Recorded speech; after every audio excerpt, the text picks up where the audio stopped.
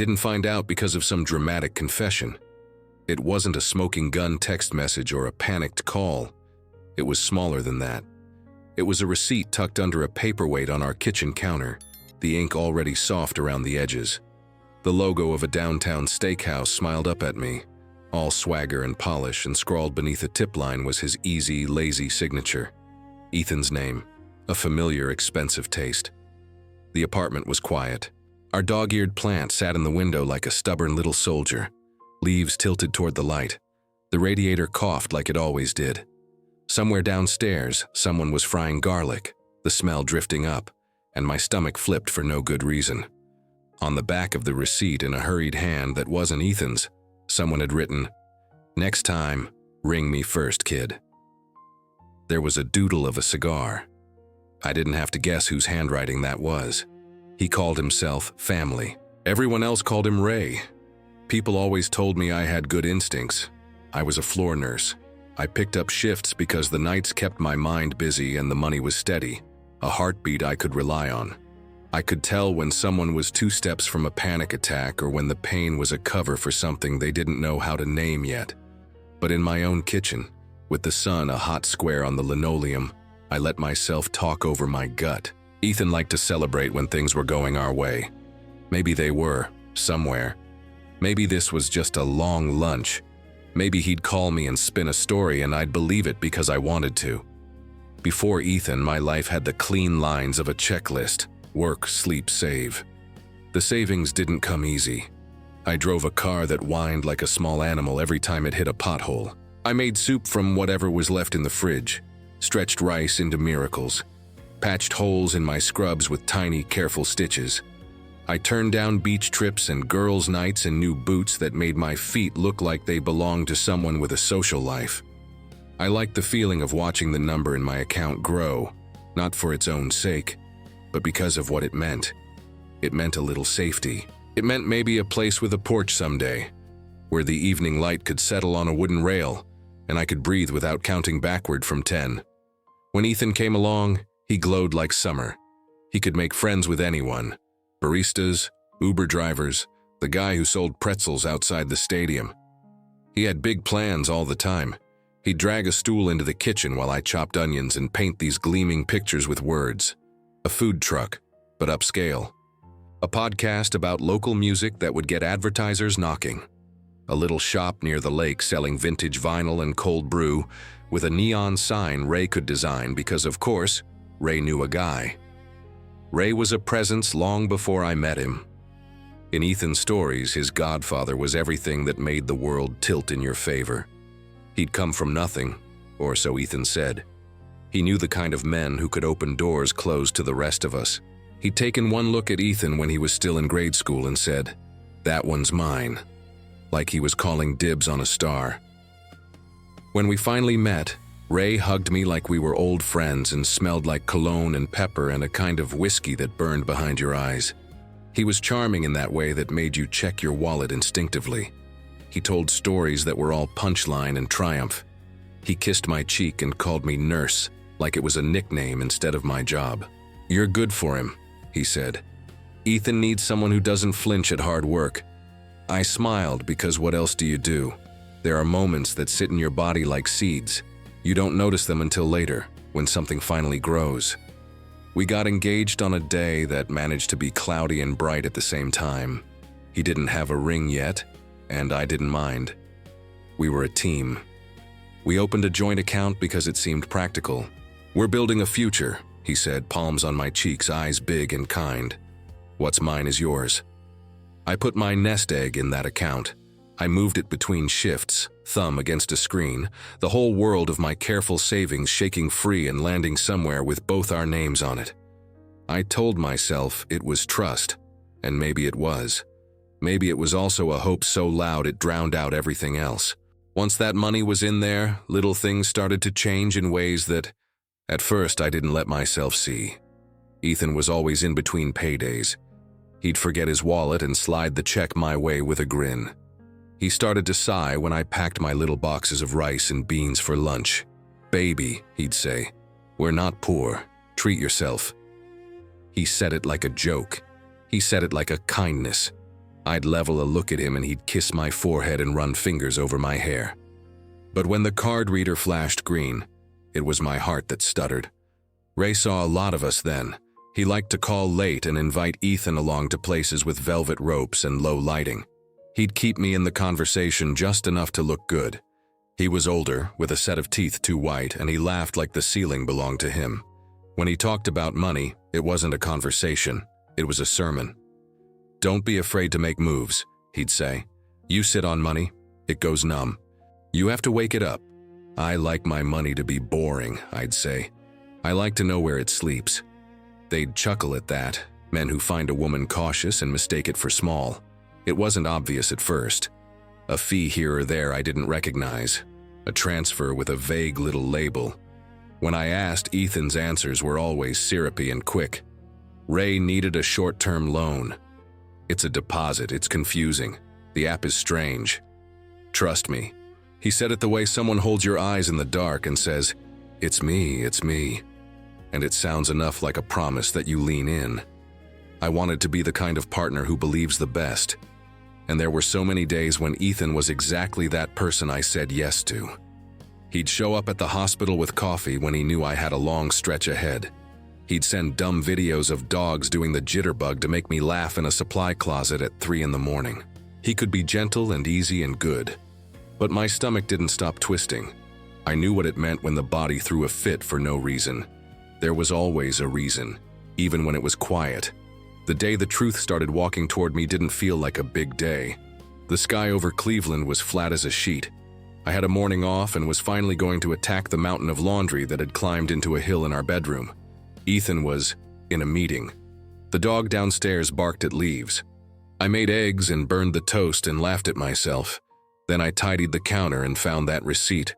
Meat and wine and a long, cozy meal for 2. The math of it made my eyes sting. I went digging. I sat with my knees pulled up on our couch, phone in my hand, and opened the bank app. I watched the transactions flick past like small, guilty animals. There it was. Transfers to a business I didn't recognize. It had Ray's fingerprints all over it, even if his name wasn't typed out. It wasn't candles on a porch we hadn't found yet. It wasn't tuition for any course Ethan had ever mentioned. It wasn't a ring. It wasn't our future in any way I had signed up for. When I called Ethan, I practiced being calm. I wanted to sound like someone he couldn't shake off with a grin. "What's this?" I said when he picked up, and I told him the name of the place. There was a pause long enough to feel like a choice. "Oh, that," he said. He added a laugh. "Baby, you're going to be so proud. It's a stake in something big. Ray got us in at the ground floor. Us. Our money," he said, smooth as cream. "Our future." Did I miss the conversation where I agreed to this? He sounded offended. He sounded like a person who had been unjustly accused. "I'm not a child, Maya. I can make decisions." "With my savings," I said, my voice going very small in a way that made me angry at myself. "With our savings," he corrected. "Don't be dramatic. This is how people get ahead. You trust me, right? You trust us?" Ray called that afternoon like he could smell the fight from across the city. "Nurse," he said, chummy. "You're a smart girl. We're doing this for both of you. You'll thank us when you're sitting on that porch you keep talking about." I asked him simple questions. Where is the business? Who's on the paperwork? Why would any legitimate venture need money that left our account with labels like favors instead of invoices? He grew bored fast. He started telling a story about a time he'd doubled his money on a bet, and someone famous had been there to watch. The kind of story that meant nothing if you knew numbers and everything if you knew swagger. By the time I hung up, something cold had moved into my lungs and made a nest there. What do you do when the person who promised to be careful with your heart is careless with everything that holds it? You go quiet. You make a plan. I didn't sleep much that night. I lay on my side and watched the dark make shapes on the ceiling. Ethan breathed next to me, a sound I used to find soothing.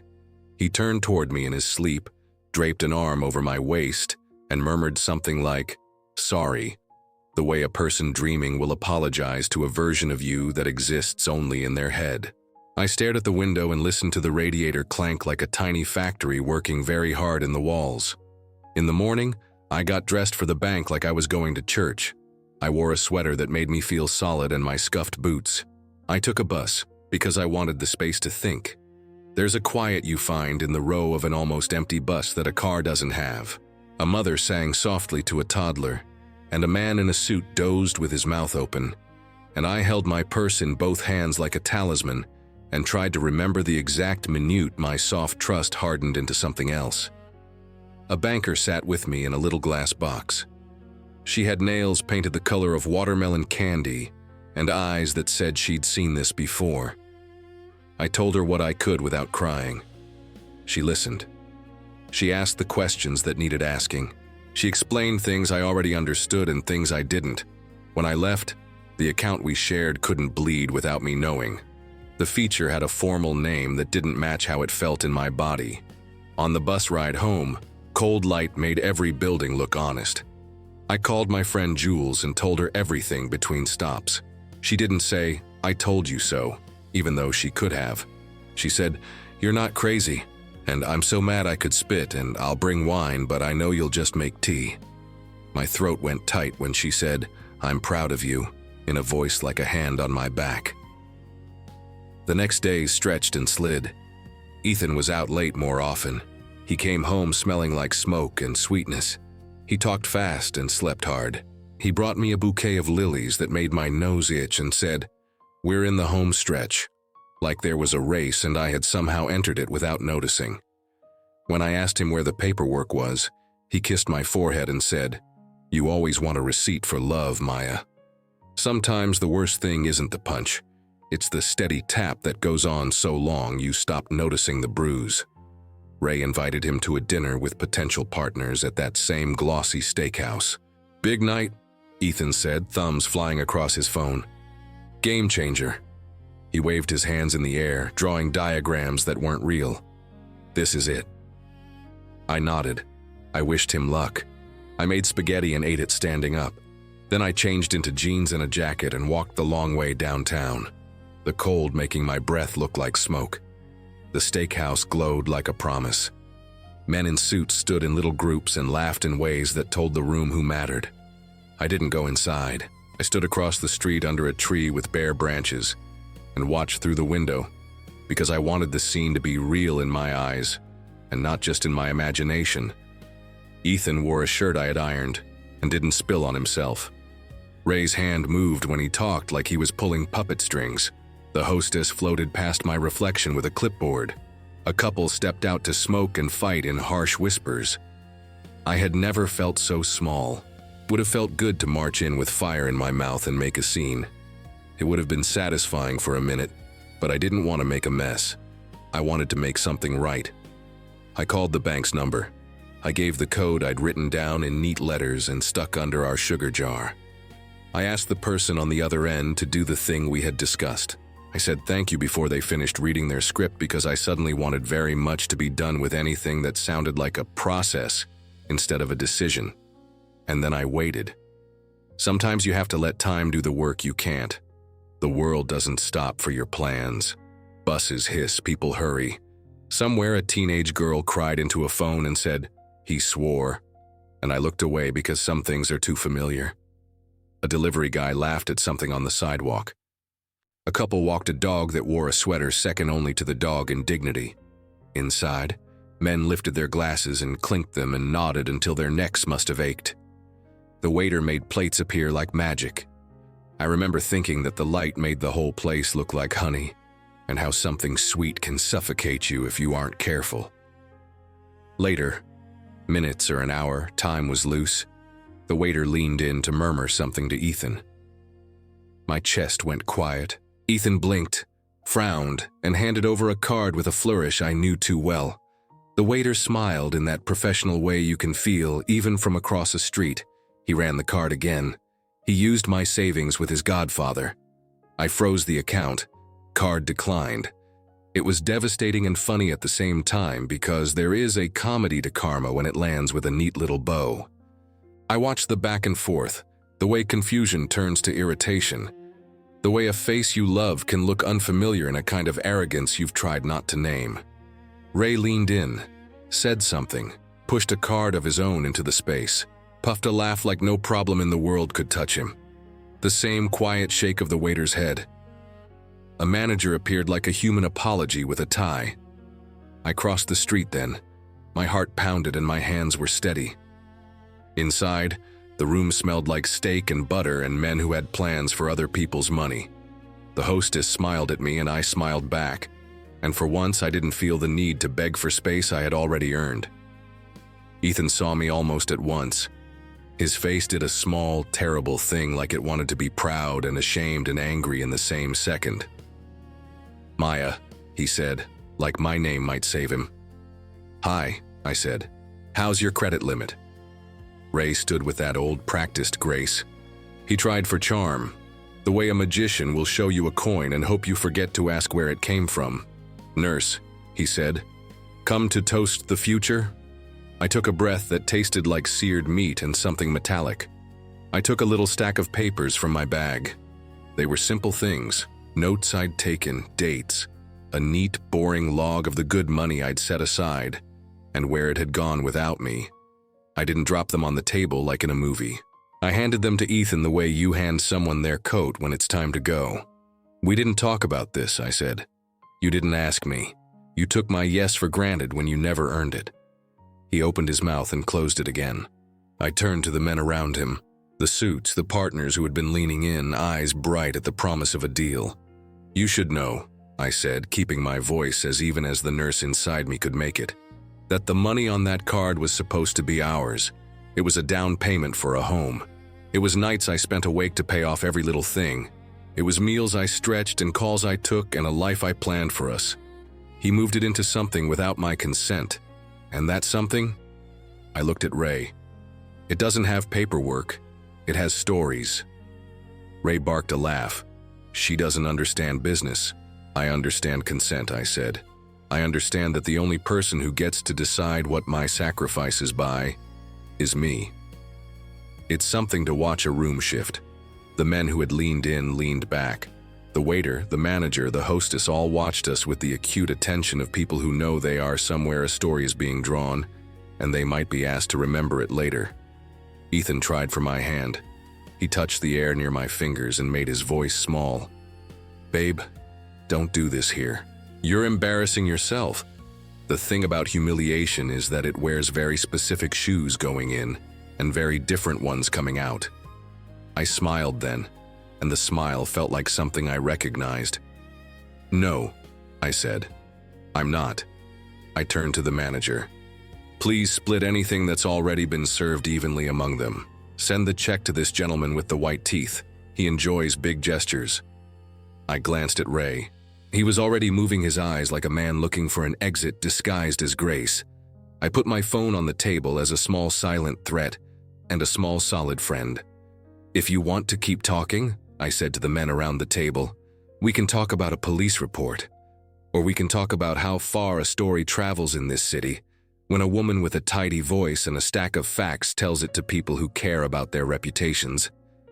There was a little rip in the air then, the kind you feel when something fragile tears and nobody wants to admit they heard it. Ray threw down a card with a grunt. He stood like a king who had been asked to pay his taxes and hated the reminder that rules existed. He grabbed Ethan's shoulder. "Come on," he said through his teeth. "We don't beg." Ethan shook him off. He looked at me the way a person looks at a door they hope isn't closing. "Don't come home tonight," I said. "I'll send you the list of what's yours. I'll ask my friend to be there when you pick it up." His mouth opened and closed again. I used to love his mouth. I used to kiss words out of it. Now I just felt tired. "And Ethan," I added, "because I am not cruel, and because there was a time his kindness fed me like bread, I want you to be better for the next person, if you're lucky enough to get one." The walk back down the block was absurdly beautiful. The cold made my cheeks sting and I didn't mind. A bus pulled away and a woman laughed too loud into a phone outside a bakery. A kid hopped in place waiting for a light to change. My legs felt like mine. Maybe you think that was the end of it. It wasn't. It seldom is. Money is only the hand, the arm it belongs to reaches much farther. Ray tried a few things in the days that followed. He called, swaggerless for once, and tried to bargain. He threatened to ruin Ethan if I didn't soften. He tried to charm, calling me lovely and smart in a voice like oil. I cut the call short. I made new habits with my phone. I told my manager at the hospital everything in a way that required no drama and a very neat edge. I slept. I ate good food that tasted like itself. I stood in the shower until the water ran cool and felt the heat leave my bones like a fever had broken. Ethan called too. The call started angry and then went soft. He left a message where he laughed at himself like he wanted me to remember he could be disarming. Then he left one with nothing but breathing, and I played it for Jules, and we put the phone in a drawer and went for a walk by the lake where the water looked like a piece of metal under a white sky. He sent an email that was all spin, and then one that was simple. "I am sorry," he wrote. "Not just for the money, for making you feel small. I don't know what you do with that. There isn't a return counter in the sky where you can lay a man's apology and ask for a different model. You take it, you turn it over, you decide whether to keep it or to set it down like a stone on a shore and walk away lighter." I asked him to meet me at a coffee shop, not the one where we always went, but a new place with plants that looked like they came from someone's backyard and cups that were chipped just enough to feel like they had a history. He looked skinnier around the edges. He looked young. "I'm sorry," he said when he sat. He said it again, like he needed the repetition to make a dent. He stared at his hands like they were a math problem he couldn't solve. "I thought I was doing something for us. I didn't think. Ray's always been—" He stopped and swallowed. "I wanted to be that guy who makes things happen. I thought if I had something to show you, you'd—" "I don't know. You thought I needed flash," I said. "You didn't notice how much I value quiet." His throat worked. I noticed. I just didn't know how to respect it. The thing about apologies is they can be pretty in a way that makes you want to keep them. But pretty isn't the same as change. "I believe you," I said. And I did. I believed he was sorry in the way a person is sorry when the story they were telling themselves loses its music. He looked up then, hope like a bird in his face. "And it isn't going to be us," I said. Saying it was like stepping off a ledge into air I trusted. "Not anymore." He nodded. He didn't make it my fault. He didn't tell me I was breaking something that could be fixed with glue. He just nodded and looked older than he had the first day I loved him. "I'll pay you back," he said. "I don't know how yet, but I will." "I believe that too," I said, because I did. Sometimes the best thing you can do for a person is to believe they can figure out a decent way forward without offering to show them the path. We talked logistics, the furniture, the lease. He asked if he could keep the cast iron skillet his mother had given us, and I surprised myself by laughing. "Take it," I said. "May it teach you patience." Ray didn't like the new order. He needed someone to orbit, and I had stepped out of his gravity. Without Ethan smoothing the way, the man who claimed to be everybody's uncle looked mostly like a bully whose stories had stopped landing. He tried to salvage his deal. Word got around because this city is a small town wearing a big coat, men at the steakhouse whispered. The potential partners who had leaned back leaned farther away. The little business that had sounded like a sure thing got delayed until delayed became canceled. I heard through the grapevine you can never opt out of that Ray had trouble at his other ventures too. It turns out a man who talks a lot becomes very lonely when people stop listening. Months leak by when you're not watching them. The apartment came back to life around me, quieter but not sad. I learned to cook for one without pretending I liked it better. I took Saturday mornings to wander the farmer's market and buy bread from a woman with arms like a baker's should be, and apples that tasted like July.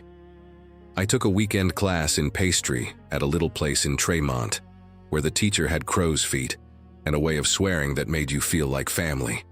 I made sweet things that were gone in minutes. My co-workers put their names on sticky notes and hoarded cookies in their lockers like teenagers. "You could sell these," Jules told me through a mouthful. "I would pay so much money for these." I shushed her and handed her another. It wasn't about money, not then. It was about making something with my hands that didn't hurt anyone. It was about turning sugar and butter into an apology I didn't owe and an offering I wanted to make anyway. Ethan called again once, not to plead, to tell me he'd talked to a lawyer and worked out a plan. He sent a transfer that was small enough to be humble and large enough to matter. Then another. It would be a long time before the ledger in my head felt balanced, but it was moving in the right direction. Every little ping felt like a person learning to say thank you without words. He asked me quietly if I could forgive him. Not to get something from me, just to set something down he was tired of carrying. "I forgive you," I said, and felt something unclench in my chest that had been holding on longer than was useful. Forgiveness isn't a ticket back in. It's a key that opens a gate in yourself you don't need anymore. Ray did not call. Men like him never apologize. That's their punishment, I think. To never get the relief of saying, "I did wrong," and being given a chance to be smaller in a better way. Spring came the way spring always does in this city. A stubborn rumor that turns into green if you're patient. I took the bus to the lake some mornings with coffee in a paper cup and watched old men with long rods find peace I envied. I started a tiny pop-up at the market on Sundays, a table with a checkered cloth and boxes stacked like presents. The first day, I sold out because Jules basically tackled people and told them to get their wallets out. The second day, I sold out because the cookies were good and because word already finds the people who need it. A woman asked me then if I catered. I did not. I nodded anyway. I bought a notebook and made a list of what I'd need to make it feel real. It wasn't what I had imagined my life would look like before the bank, before the cold, before the large and lovely mess. But it was mine. Sometimes I sit at that porch I used to dream about. It's small, and it isn't in the fancy part of town. The rail catches the evening sun just like I hoped it would. A neighbor kid sells lemonade for a price that is all teeth and sweetness. I let her keep the change because it's good to teach girls that a thing they made is worth more than they had the courage to ask for. I am not a lesson. But if I were, it would be this. If someone spends your softness like it belongs to them, you are allowed to turn the temperature down until the parts of you they thought they could touch without asking go still. You are allowed to be the one who decides when and where the thaw happens. You are allowed to make the whole thing quiet and neat and boring, because sometimes justice looks like a card that won't swipe, and a man who has to look at a waiter and say, in a voice that doesn't carry, "It's not working." When Ethan asked for forgiveness, I gave it to him. When he asked if we could try again, months later, when he had paid back most of what he owed and sounded like someone who had learned how to sit with his own silence, I said no. He nodded, eyes wet, and we both smiled a little at the way grown-ups sometimes do their best and still don't get what they want. He was kind about it. He wished me well. He didn't look back like a man in a movie who wants a second chance and expects the score to swell and carry him over the threshold. He walked to his car, got in, and drove away without making me a villain on the ride home. It's funny how the heart can hold two truths that don't cancel each other out. He was good to me once. He hurt me later. I loved him then. I do not now. I wanted a life with him that looked one way. I am building another that looks like something else. And the light here is different and beautiful. I sleep now. The radiator sometimes hisses, but it doesn't keep me awake. I still burn toast more often than I should and laugh at myself. Jules steals cookies shamelessly and blames the dog for the empty plate. The apartment smells like cinnamon on Sundays, an antiseptic on the nights I come home and throw my scrubs straight in the hamper and stand very still and let the day fall off me like a heavy coat. I don't keep the receipt from that steakhouse anymore. I don't need talismans to remind me what I will not tolerate. But sometimes when I'm measuring flour, I'll catch myself thinking of the way the waiter tilted his head, professional and kind, and said 3 small words that changed everything for me. "Your card declined," he'd said, but I heard, "You can choose different." And I did, and I will, for whatever comes next. Subscribe to the channel and share your thoughts about the story in the comments. See you in the next one.